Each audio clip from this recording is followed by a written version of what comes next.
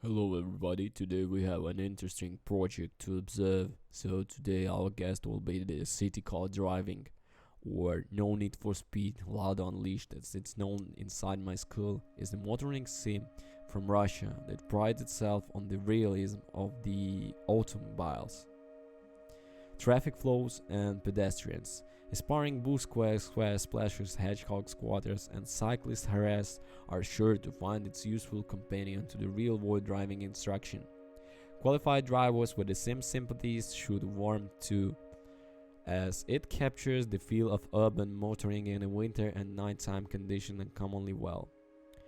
The CSCD is the most structured and hallmarks in career mode. This collection of 19 driving challenges ranging from relatively simple parking exercises in desert car parks to taxi tax style tasks on crowded inner city road systems must be compelled in a set order, as certain missions are tracked through. The success in them is only legitimate way to access the game handful of locked drivables and map areas. The temptation to reach a labor-saving lockpick and move straight on the free driving is awfully hard to resist. The heart of the sim is free driving is where the real magic happens. Cruising around the erased Russian City 1, a rather cramped environment compared with the room rainbow space in the Truck Simulator series, there are moments, usually when the lights level are low snowflakes and whirling against your windscreen. When against the odds, forward development creates slurps from simulation's holy grail. Reality and unreality begin to smudge. Suddenly, you are no longer sitting in the slumber sport office chair in the back bedroom 27 Cavalier approach pretending to guide an elder Lada Niva through the tangled traffic streams in a bustling foreign city. You are actually guiding an elder Lada Niva through the tangled traffic streams in a bustling foreign city. The whereabouts of what city can be customized with the aid of selectable traffic rules, United States, Australian, and continental EU highway codes and driving directions are replicated through not always as rigorously as the default Russian Federation regs, keep the drive under vaguely familiar condition. I've been masquerading on the Aussie road for the most of the past week, while the traffic behavior is plausible. Occasional inappropriative reprimands from the optional driving instructor suggested the game isn't entirely comfortable with the continent ship.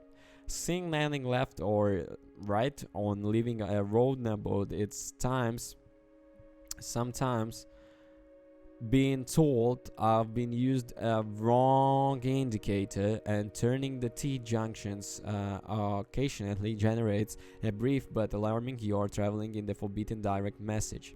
Aware that the freedom of free driving could begin to pall after a while, the devs provide an optional road generation mechanism that spews out random destinations from the time to time. It wouldn't take much time to turn this into a fully full taxi mode, but I quite like the vagueness of the current implementation. While I'm making my way from point A to point B, during the recent days I've delivered beer, driven a mobile library, and taken an elderly tourist around the places he knew and loved as a child. Last night, at the wheel of the RAV 2203 minibus, things look a darker dystopian turn. I was the secret policeman dropping sketch squads at the sites of anti-government demonstration. Compared to the best flight and train sim Covenges, the dozen default vehicles are crude affairs.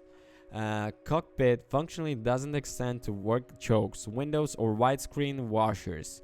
Models are non-excitement, the audio trends toward despair and the synthetic.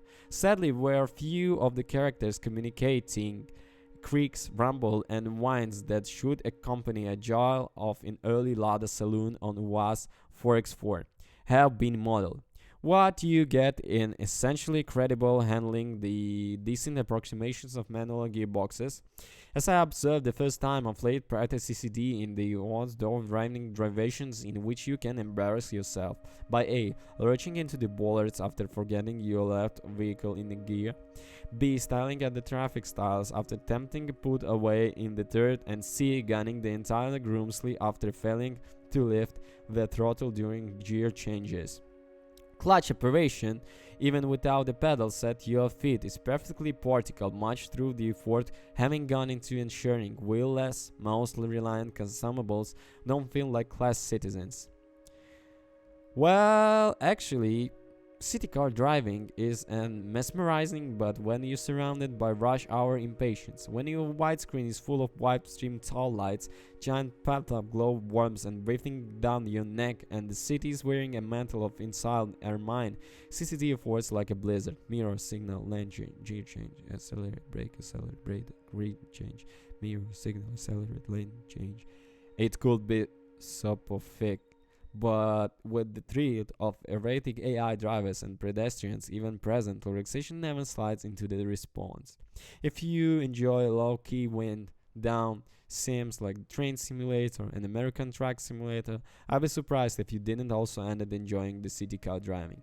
Thank you for watching. All the links on the description. Have a good one. Bye bye.